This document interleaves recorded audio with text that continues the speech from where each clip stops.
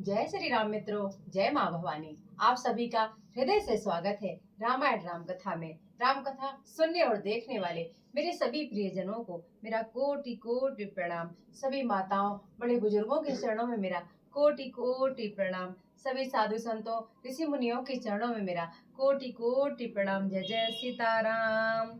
बोलिए सियावर रामचंद्र की जय। पवन सुत हनुमान की जय। राधे श्याम की जय। भोलेनाथ की जय। गौरा मात की जय। गौ माता की जय। सत्य सनातन धर्म की जय। संत समाज की जय। सभी राम भक्तों की जय। जय जय सीताराम। धर्म की जय हो, अधर्म का विनाश हो, प्राणियों में सद्भावना हो, विश्व का कल्याण हो, भगवान का अवतार हो। गौ माता की जय, भारत माता की जय। हर हर महादेव। जय श्री राम मित्रों, कैसे हैं आप सब। आशा करती हूँ माता रानी की कृपा से आप सब आनंद से होंगे। जय श्री राम। ओम वक्रतुंड महाकाय सूर्यकोटि समप्रभा निर्विघ्नं कुरु मे देव सर्वकार्येषु सर्वदा। बोली श्री गणेश भगवान की जय।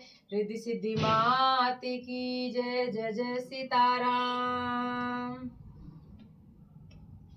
श्री गुरु चरण सरोज रजे निज मन मुकुर सुधार। बरनो रघुबर बिमल जसु जो दायक फल चार।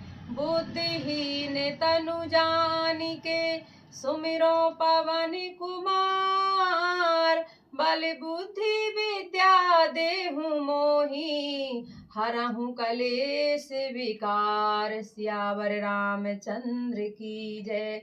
पवन सुत हनुमान की जय। जय जय सीताराम। देव दनुज यक्ष किन्नर गंधर्व में कर जोड़ सविनय सभी को मनाती हूँ। जल चर थल चर नभ चर निश्चर गोचर अगोचर को ध्यान में लाती हूँ। नागों की प्रजातियों को मनुज सजातियों को कवि गण साथियों को विनती सुनाती हूँ। साधु सिद्ध संतों की चतुर दिगंतों की सभी की कृपा के हेतु झोली फैलाती हूँ। सभी की कृपा के हेतु झोली फैलाती हूँ। बोले सियावर रामचंद्र की जय। पवन सुत हनुमान की जय। सभी संत ऋषि मुनियों की जय। जय जय सीताराम।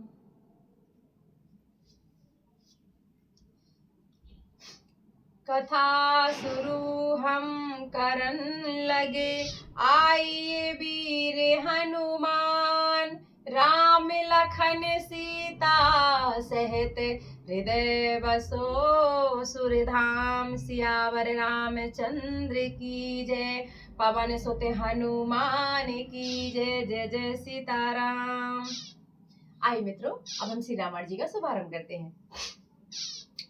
मित्रों, वैसे तो हम कहानियां सुनाते हैं, कभी कभी नहीं सुनाते हैं, परंतु कोशिश करते हैं कि सुनाए। परंतु आज जो छोटी सी है, बहुत ही प्यारी सच्ची घटना है। ये माता राधा रानी की कृपा की है। जो हम लोग अलग अलग देवताओं को मानते हैं, परंतु मित्रों है तो सब एक ही। क्योंकि जिस प्रकार हम माता पिता का चयन नहीं कर सकते कि भाई कोई एक बालक अपने माता पिता में से किसी को कैसे चुन सकता है, वैसे हम अपने देवताओं में से 33 कोटि देवी देवता हैं हमारे। 33 करोड़ देवी देवता। अब कोटि कह लीजिए या करोड़ कह लीजिए, ये तो वेद विद्वान ज्ञानी जन जाने। मेरे लिए तो सभी देवता एक समान है, चाहे हनुमान जी महाराज हो, बालाजी भगवान, राम जी, कृष्ण भगवान, राधा रानी, सीता मैया, दुर्गा मैया, काली मैया, भगवान भोलेनाथ, जो भी जिसको अच्छा लगता है, जिस अब भगवान में जिनकी रुचि रुचि होती है उनको वही अच्छा लगता है। परंतु है तो सब एक ही देव, क्यों हमारे माता पिता के समान है। जिससे हम एक माता को अपनी को नहीं चुन सकते, अपने पिता को नहीं चुन सकते, अपने परिवार में किसी एक प्रियजन को नहीं चुन सकते, वैसे हमारे भगवान है।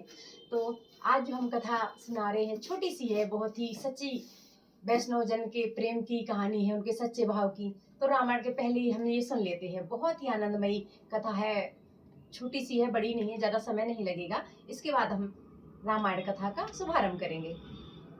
तो मित्रों, हुआ ये कि एक बार 3 वैष्णव जन, 3 साधु संत भगवान कृष्ण की नगरी मथुरा वृंदावन पधारे। वहां भगवान के दर्शन करने के लिए गए। तो 3 साधु संत थे, वो वृंदावन जाते जाते वो जाकर के यमुना जी के किनारे पहुंचे। तो उनमें से एक साधु महात्मा बोले कि आप जाओ, मैं यहाँ पर यमुना जी के किनारे बैठ करके थोड़ा ध्यान लगाता हूँ भगवान का, राधा रानी का, कृष्ण भगवान का। तो वो वहीं ठहर गए यमुना जी के किनारे। और 2 जो थे वो साधु, वो निकल गए भगवान जी के पास। उन्होंने कहा कि आप जाइए, दर्शन करिए राधा रानी के, ठाकुर जी के दर्शन करिए और प्रसाद भी पा लेना।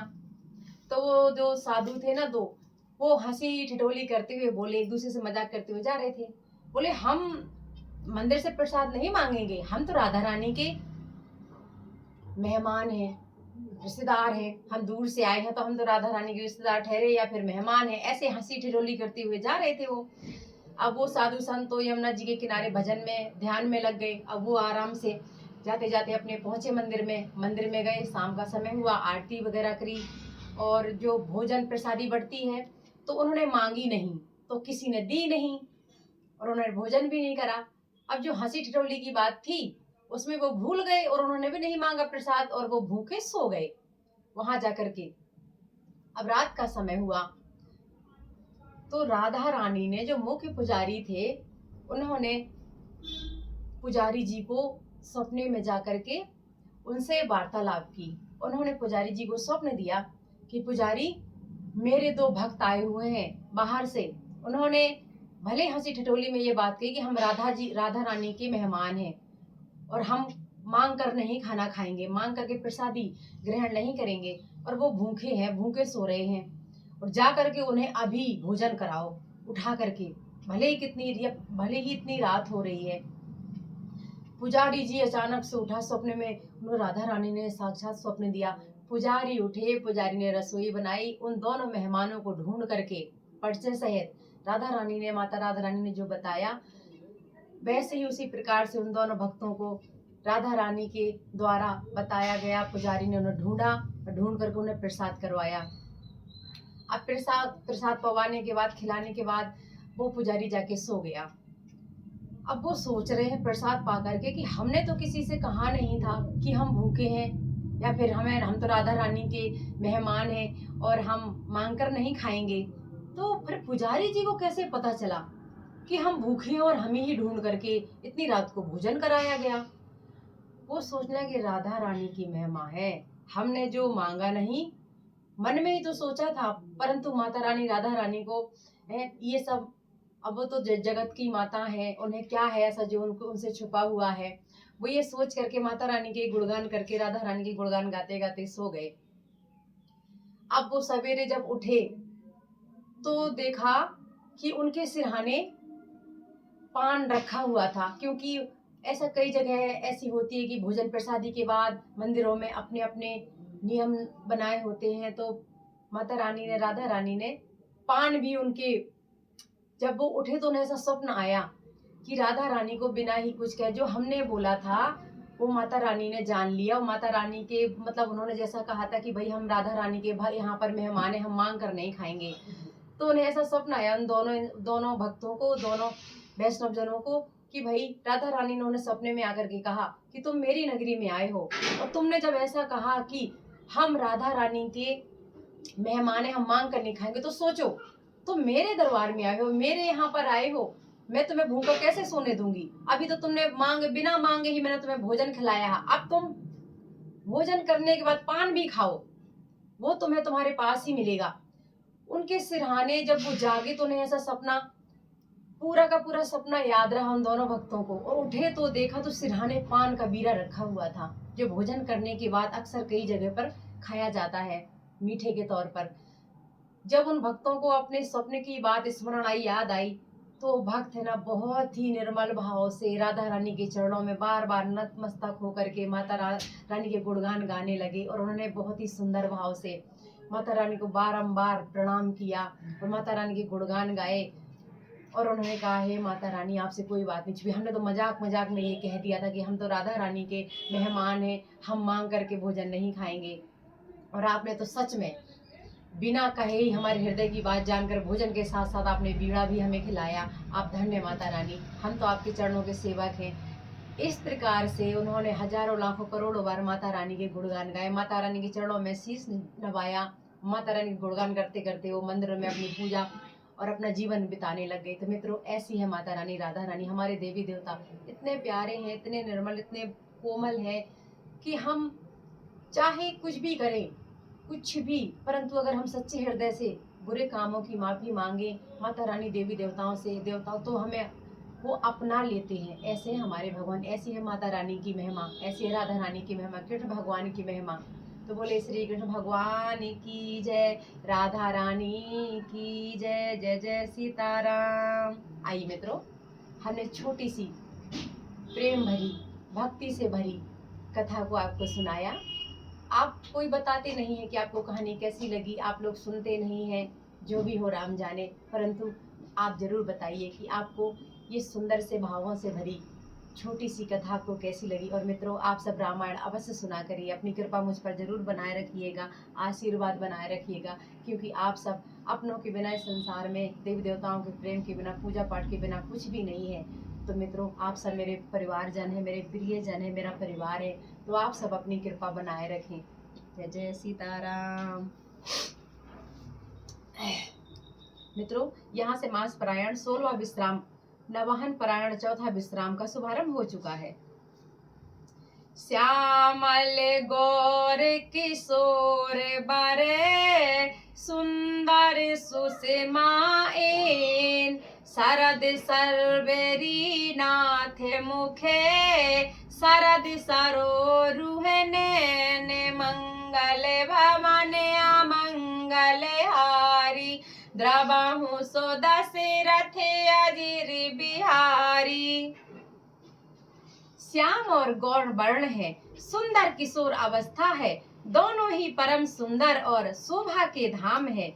शरद पूर्णिमा के चंद्रमा के समान इनके मुख और शरद ऋतु के कमल के समान इनके नेत्र हैं। कोटि मनोज लजावन हारे, सुमुखी कायहु को आही तुम्हारे, सुनि स्नेह मैं मंजुल बानी, सकुची सिए मन महु मुस्कानी। हे सुमुखी, कहो तो अपनी सुंदरता से करोड़ों कामदेवों को लजाने वाले ये तुम्हारे कौन है? उनकी ऐसी प्रेममयी सुंदर वाणी सुनकर सीता जी सकुचा गई, शर्मा गई और मन ही मन मुस्कुराने लगी। तिनहि बिलोकत धरनी, दुहु सकोच सकुचत बर बरनी, सकुच सप्रेम बाल मृग नयनी, बोली मधुर बचन पिक बयनी। उत्तम गौर वर्ण वाली सीता जी उनको देखकर संकोच बस पृथ्वी की ओर देखती हैं। वे दोनों ओर के संकोच से सकुचा रही हैं, अर्थात ना बताने में गांव की स्त्रियों को दुख होने का संकोच है और बताने में लज्जा रूप संकोच है। हिरण के बच्चे के सदृश नेत्रों वाली और कोकिला की सी वाणी वाली सीता जी सकुचाकर प्रेम सहित मधुर वचन बोली। सहज सुभाए सुभाग तन गोरे, नाम लखन लघु देवर मोरे, बहर बदन विधुवन चल ढाकी, पिए तन चिताई भोहे करीबा की। ये जो सहज स्वभाव सुंदर और गोरे शरीर के हैं। उनका नाम लक्ष्मण है। ये मेरे छोटे देवर हैं। फिर सीता जी ने लज्जावश अपने चंद्रमुख को आंचल से ढककर और प्रियतम श्री रामचंद्र जी की ओर निहार कर भौहें टेढ़ी करके, खंजन मंजू तेरी छे नैनी, निज पति का ये हूँ ते नहीं सिए सैनी, भाई मुदे ते सबे ग्राम बधूटी, रंकन राय रास जनु लूटी। खंजन पक्षी के से सुंदर नेत्रों को तिरछा करके सीता जी ने इशारे से उन्हें कहा कि ये श्री रामचंद्र जी मेरे पति हैं। यह जानकर गांव की सब युवती स्त्रियां इस प्रकार आनंदित हुई मानो कंगालों ने धन की राशियां पाली हो, लूट ली हो। अति प्रेम सिए पाए परी, बहुविधि देहि आशीष, सदा सुहागिन होहूँ तो मैं, जब लगी महे अहिसी से, मंगल भवन अमंगल हारी, द्रवहूँ सो दशरथ अजिर बिहारी।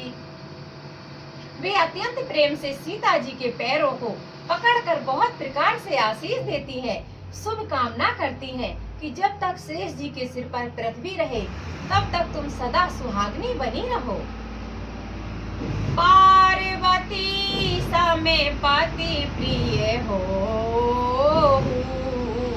देव नहा में परिछाड़ बेछो, पुनि पुनि बिनाए करियो करे जोरी, जो यही मार्ग फिराए बहोरी। और पार्वती के समान अपने पति की प्यारी हो। हे देवी, हम पर कृपा ना छोड़ना, बनाए रखना। हम बार बार हाथ जोड़कर विनती करते हैं जिसमें आप फिर इसी रास्ते लौटे। दर्शनु देव जाने निज दासी, लखी सिए सबे प्रेम पियासी,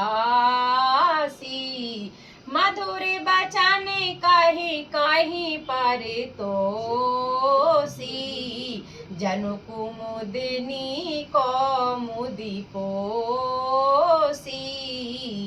और हमें अपनी दासी जानकर दर्शन देना।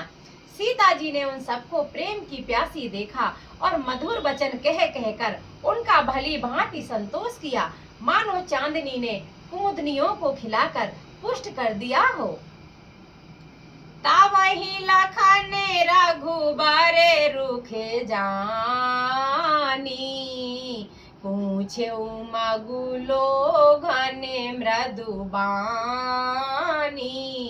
सुनते नारी नारी भय दुखारी, होले के ते गाते बिलोचन बारी। उसी समय श्री रामचंद्र जी का रुख जानकर लक्ष्मण जी ने कोमल वाणी से लोगों से रास्ता पूछा। यह सुनते ही स्त्री पुरुष दुखी हो गए, उनके शरीर पुलकित हो गए और नेत्रों में वियोग की संभावना से प्रेम का जल भर आया। मिटा मोदु मने भये मलीने, विधि निधि दीन लेते जनु छीने, समुझे कारा में गति धीरजु कीन्हा, सोधि सुगम मगुति ने कहीं दीन्हा। उनका आनंद मिट गया और मन ऐसे उदास हो गए मानो विधाता दी हुई संपत्ति छीन लेता हो। कर्म की गति समझकर उन्होंने धैर्य धारण किया और अच्छी तरह से निर्णय करके सुगम मार्ग बतला दिया। लखन जानकी सहत तबे, गवनो कीन्हे रघुनाथ, फेरे सबे प्रिय बचन कही, लिए लाई मन साथ, मंगल भवन अमंगल हारी, द्रवहु सो दशरथ अजिर बिहारी। तब लक्ष्मण जी और जानकी जी सहित श्री रघुनाथ जी ने गमन किया और सब लोगों को प्रिय वचन कहकर लौटाया, किंतु उनके मनों को अपने साथ ही लगा लिया।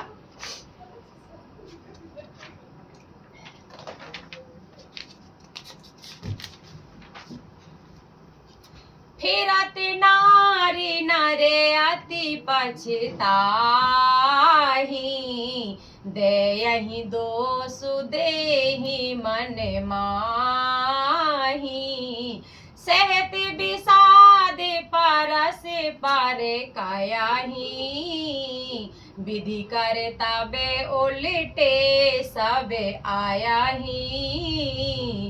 लौटते हुए वे स्त्री पुरुष बहुत ही पछताते हैं और मन ही मन देव को दोष देते हैं, परस्पर बड़े ही विषाद के साथ कहते हैं कि विधाता के सभी काम उल्टे हैं। निपट निरंकुश निठुर निशंकु, जेहि सस कीन्हे सरुज सकलंकु, रुख कलपे तरु सागरु खारा, तेहि पठय बन राजकुमारा। वह विधाता बिल्कुल निरंकुश, स्वतंत्र, निर्दय और निडर है, जिसने चंद्रमा को रोगी, घटने वाला और कलंकी बनाया, कल्प वृक्ष के पेड़ और समुद्र को खारा बनाया, उसी ने इन राजकुमारों को वन में भेजा है। जो पे नहीं दीन है बनवासु, कीन्हे बादी विधि भोग बिलासु, ए बिच रही मगे बिनु पद त्राना, रचे बादी विधि वाहन नाना। जब विधाता ने इनको वनवास दिया है, तब उसने भोग विलास व्यर्थ ही बनाए हैं। जब ये बिना जूते के नंगे ही पैरों रास्ते में चल रहे हैं, तब विधाता अनेकों वाहन सवारियां ने व्यर्थ ही रचे। ये मही पारा ही डांसी को से पाता, सुभग से जे कते सृजत विधाता, तरुबारी बासे नई विधि दीन्हा, धवल धाम रची रची श्रम कीन्हा। जब ये कुश और पत्ते बिछाकर जमीन पर ही पड़े रहते हैं, तब विधाता सुंदर सेज पलंग और बिछौने किस लिए बनाता है। विधाता ने इन सबको बड़े बड़े पेड़ों के नीचे का निवास दिया, तब उज्जवल महलों को बना बनाकर उसने व्यर्थ ही परिश्रम किया है। जोए मुनि पटे धर जटिले, सुंदर सुठी सुखी मार, विविध भांति भूषण बसने, बाद किए करतार, मंगल भवन अमंगल हारी, द्रवहु सो दशरथ अजिर बिहारी। बोलिए सियावर रामचंद्र की जय, पवन सुत हनुमान की जय। जय जय सीताराम। मित्रों,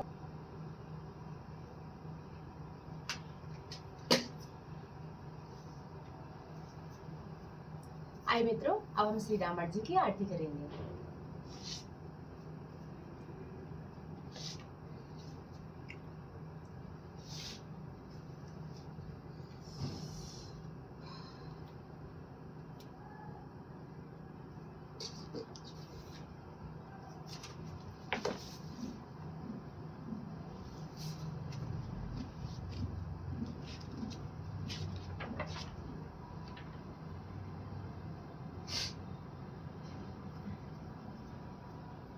आरती श्री रामायण जी की, कीरत कलित ललित सियपी की, गावते ब्रह्मादिक मुनि नारद वाल्मीकि विज्ञान विशारद सुख सनकादि शेष अरु सारद बरन पवन सुत कीरतनी की आरत श्री रामायण जी की गावत वेद पुराण अष्टदश छौ शास्त्र सब ग्रंथन को रस मुनि जन धन संतन को सर्वस सार अंश सम्मत सभी की आरत श्री रामायण जी की गावत संतत शंभु भवानी अरुघट संभव मुनि विज्ञानी व्यास आदि सब कविवर्ज बखानी कागे भुसुंड गरुड़ के ही की आरती श्री रामायण जी की कलिमल हरण विषय रस फीकी सुबग सिंगार मुक्ति जुबिती की दलन रोग भामूर अमी की तात मात सब विधि तुलसी की आरती श्री रामायण जी की कीरत कलित ललित सिया पी की बोलिए सियावर रामचंद्र की जय पवन सुत हनुमान की जय राधे श्याम की जय जय जय सीताराम।